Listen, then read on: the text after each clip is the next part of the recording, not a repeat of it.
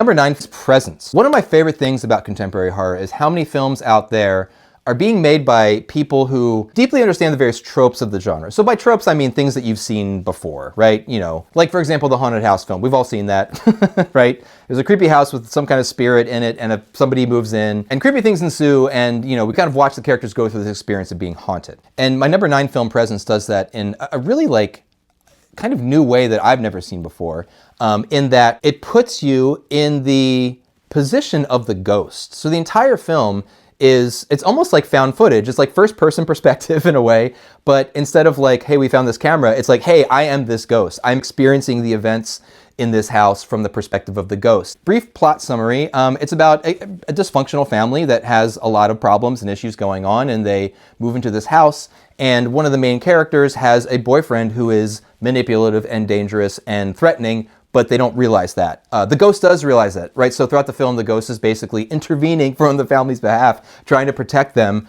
from this like malevolent human character. Presence is the only film on this list that was directed by a kind of like mainstream, or maybe like formerly mainstream film director. So it was directed by Steve Soderbergh, probably best known for the film Traffic, which came out in 2000, won a bunch of awards when it came out. It was this big ensemble cast film about kind of the ridiculousness of the American war on drugs. This is pretty much his first horror film, and it's not really scary, like at all. It's much more almost kind of like a psychological drama with a ghost in it.